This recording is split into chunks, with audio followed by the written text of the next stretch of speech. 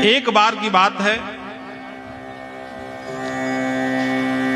उषा स्वप्न देखती है और जब स्वप्न देखती है तो उस स्वप्न में अनिरुद्ध जी को देखती है। स्वप्न में अनिरुद्ध जी इतने सुंदर लगे कि मन ही मन उषा उनको वर्ण कर ली कि अगर मैं विवाह करूंगी तो इन्हीं से करूंगी।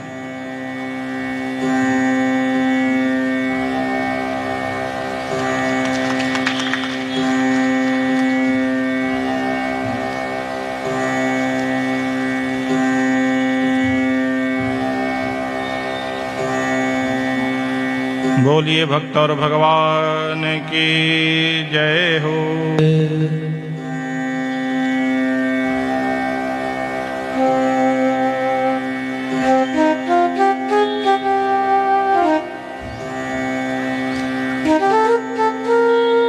उषा की एक सखी थी चित्रलेखा।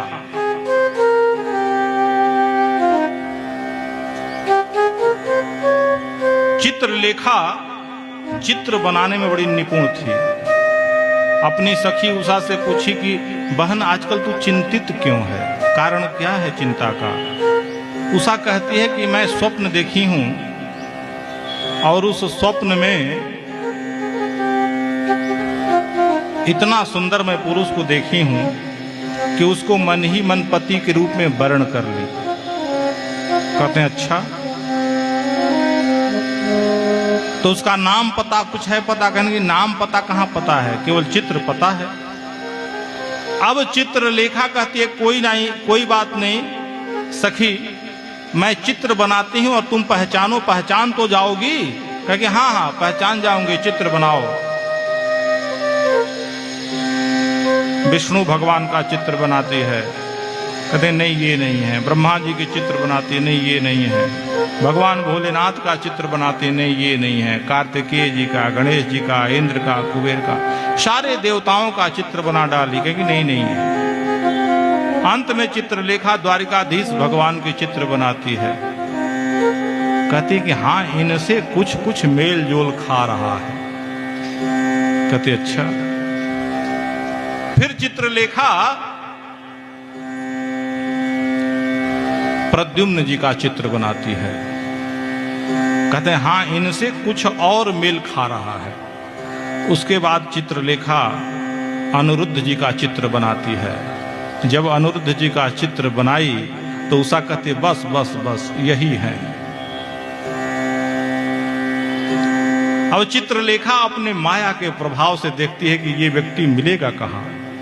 कहेंगे ओ ये तो भगवान श्री कृष्ण के प्रपौत्र हैं और ये इस समय द्वारिकाधीश में सो रहे हैं। और आकाश मार्ग से चित्रलेखा जाती है और पलंग पर सोए हुए अनिरुद्ध जी को उठाकर लेकर चली आती है पलंग के साथ। आकाश मार्ग से जा रही थी लेके, वहां भगवान श्री कृष्ण और रुक्मिणी जी दोनों लोग यह दृश्य देख रहे थे। रुक्मिणी जी ने कहा कि भगवान ये देख रहे हैं क्या हो रहा है, रोकते क्यों नहीं हैं? भगवान कहे कि जो हो रहा है होने दो, रोको मत। और लेकर चली गई। जब वहां गई उषा भी बहुत सुंदर थी और इधर अनिरुद्ध जी भी बड़ी सुंदर थे। दोनों लोग एक दूसरे को पसंद किए। गंधर्व रीति से विवाह हुआ। अब कमरे में जब पति पत्नी हो जाएंगे तो आपस में बात करेंगे, तो कभी न कभी बाहर आवाज चली ही जाएगी। बाहर से जब सैनिक आवाज सुने तो कहे कि उषा बिटिया के कमरे के अंदर ये पुरुष की आवाज कहां से सुनाई दे रही है। जाकर बाणासुर से बता दिए। अब बाणासुर आया और अनिरुद्ध जी को ले जाकर बंदी बना दिया।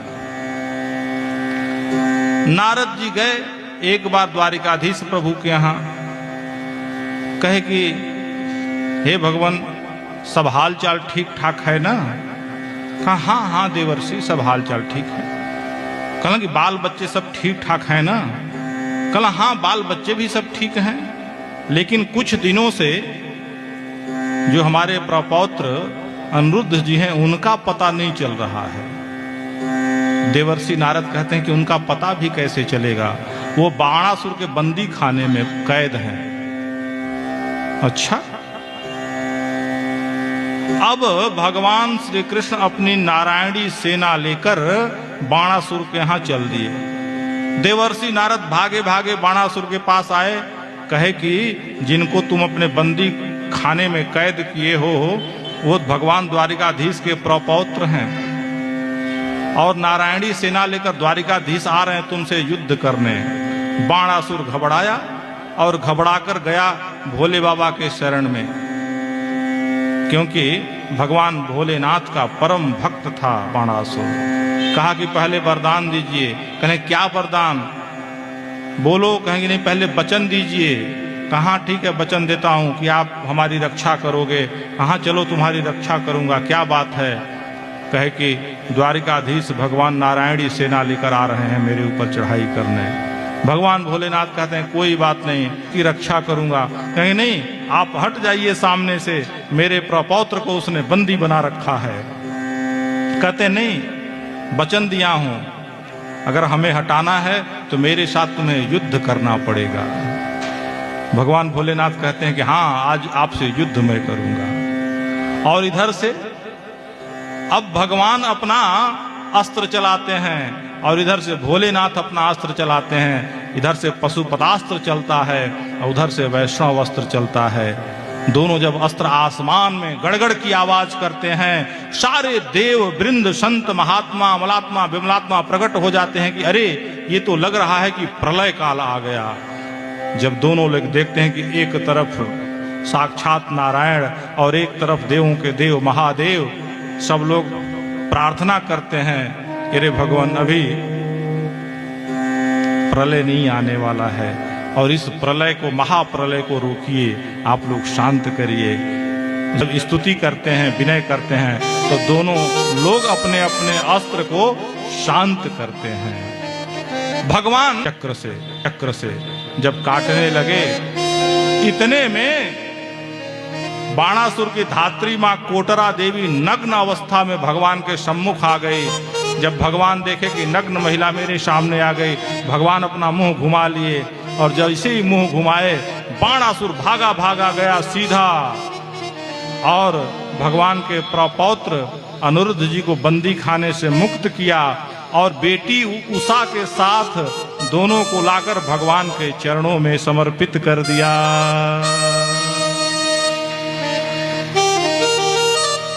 इतने में भगवान भोलेनाथ का जम्हाई खुला।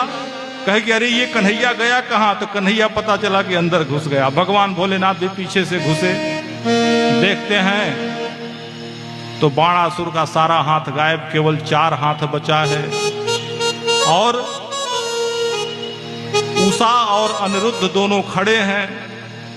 भगवान भोलेनाथ कहे कि अरे कन्हैया केशव, अब तो छोड़ दो इसको, अब तो तुम्हारे प्रपौत्र को और अपनी बिटिया को लाकर तुम्हारे चरणों में समर्पित कर दिया।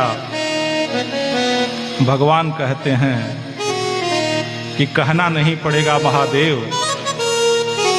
मैं इसको चतुर्भुज स्वरूप दे दिया, अपना 4 भुजा वाला स्वरूप बाणासुर को दे दिया, क्योंकि ये भी मेरा अब नाते में तो रिश्तेदार हो गया। ऐसे भगवान की कृपा करुणा है भक्तों पर। भगवान भक्त का भी मान रखते हैं, देवताओं का भी मान रखते हैं।